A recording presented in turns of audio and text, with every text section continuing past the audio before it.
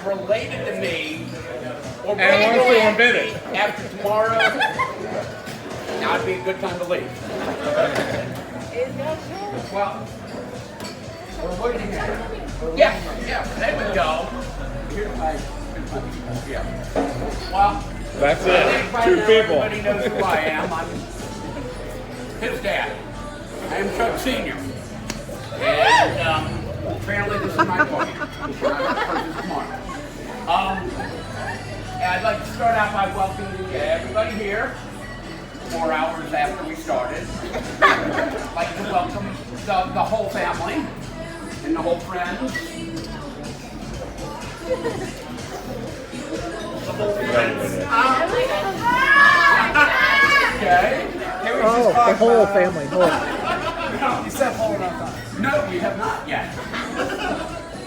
And you have to wait for the whole speech. Don't say chuckle. No. Now, this is new for me. I have not given a speech at a wedding since his wedding. And the person who filmed that somehow lost that wedding. And that was... And that's why I had to wait until after my parents left before I could talk this time.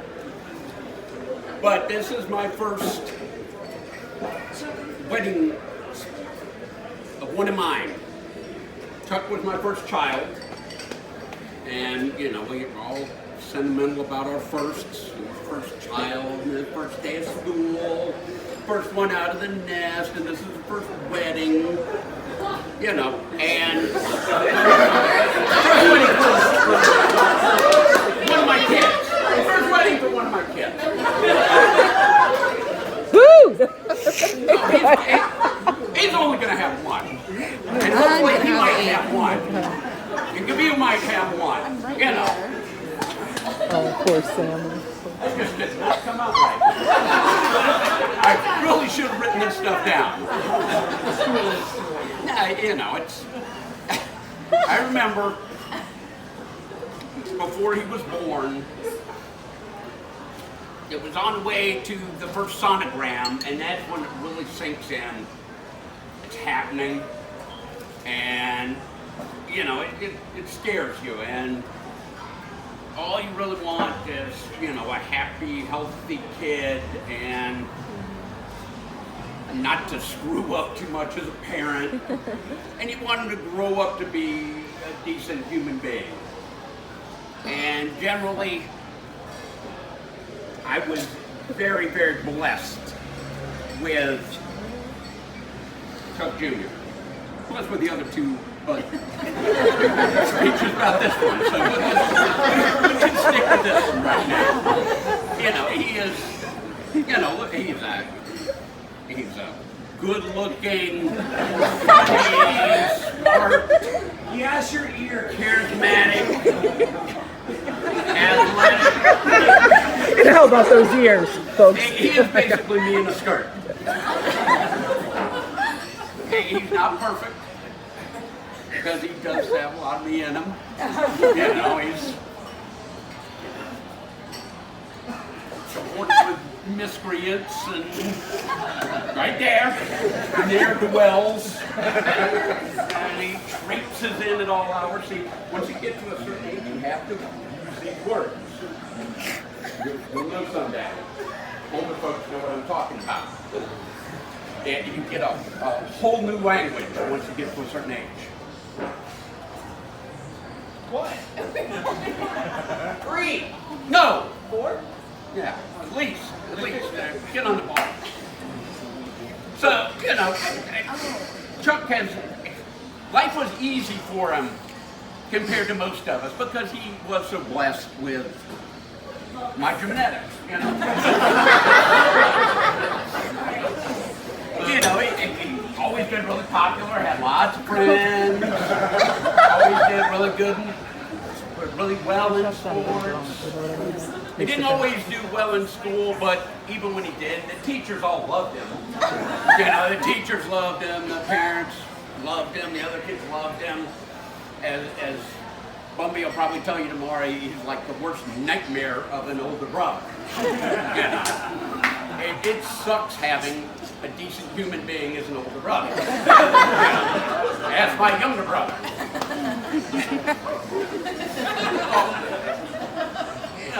He went off to a great college, moved back after 4 years, and went to work at our company, and he really was starting to turn into an adult, doing okay. And about 5.5 years ago, I could tell he was dating somebody important.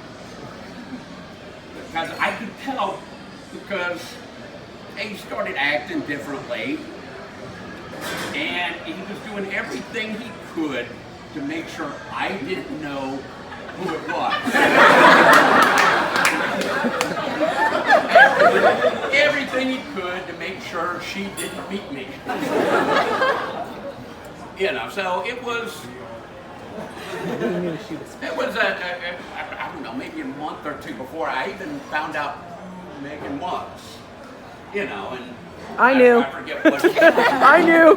Yeah, one of his buddies ranted him out, so I found out, and everybody's got Facebook. I'm like, dude, she is way out of your league. But go for it. Go. And absolutely. Half the people in this room. I'm just creepy that way. Okay, speaking of creepy, hold on. He told me at the time I found out that, okay, this girl he's dating is somebody he went to school with like 10 or 12 years before. They didn't know each other, but, mutual friends had kind of gotten them together. And, most people would say that's creepy. I was like, hold my beer. Okay.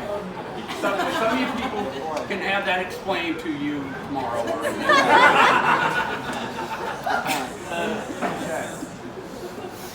But it was, a few months later where I finally got to meet Megan. And anybody who knows Megan knows that she's actually way more awesome and wonderful than you can possibly imagine. Yes,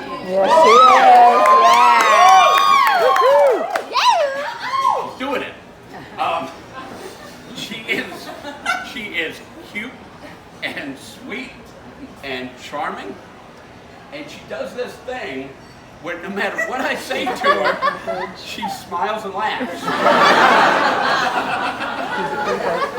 and she gives me this look, it's not as bad as it used to be. She gives me this look like, you're just a crazy, clueless bastard.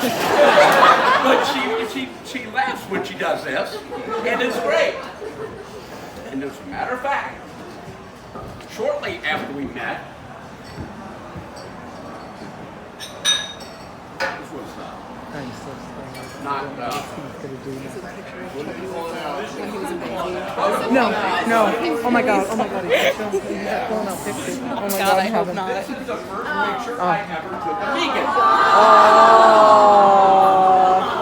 And this is kind of the look of, you crazy, clueless bastard. You can have that.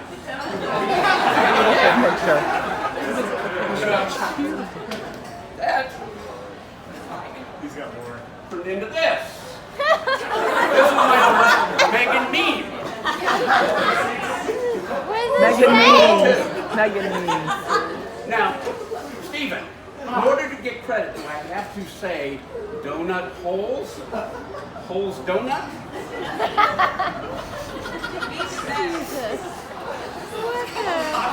Actually, the best man species is going to be fine. You shouldn't be. So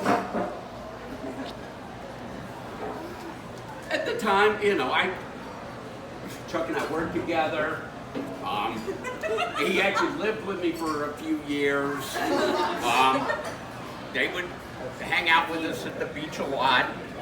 And this was great because I really got to know Megan, and I really got to see their relationship really grow. And okay, Andy was talking about points because he's got to write a best man speech for tomorrow, and apparently he's starting sometime after tonight. And he said, okay, I'm supposed to hit all the points. What's the point, you know? Well, like for me, let's see, I have to welcome people, I got to give them some background, introduce Megan. And now we're at the point where I'm supposed to impart some wisdom and some sage marital advice. But I've been warned by my wife, by my parents, by my kids, by my ex-wife, by my family, by my friends, by my psychiatrist, by my lawyer, pretty much by everybody. I am not ever allowed to give anyone any kind of advice, especially marital advice. So, you know,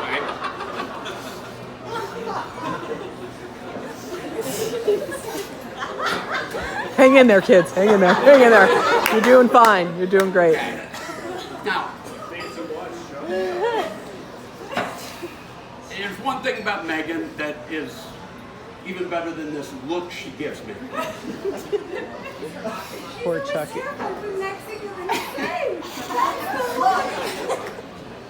Exactly. But the thing that I really love most about Megan is what she does to him. You know, you want your kid to be the best person he can possibly be, and Chuck's a good guy. He's a really good guy. Yes. Yes. Here, here. But since he's been with Megan, he's an even better guy. Yes. He's great at work. He went back and finished college. Yeah.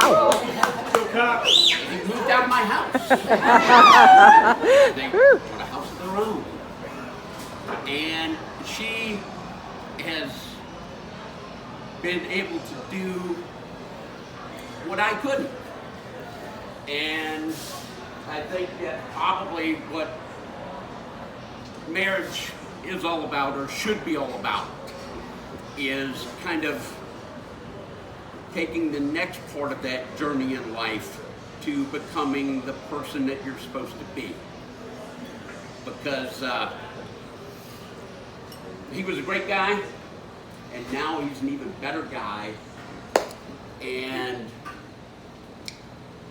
as long as y'all keep doing what you're doing and do everything you can every day to help the other one be better, and do everything you can to always strive to be the best person you can be for each other, y'all are going to have a very long, very happy marriage.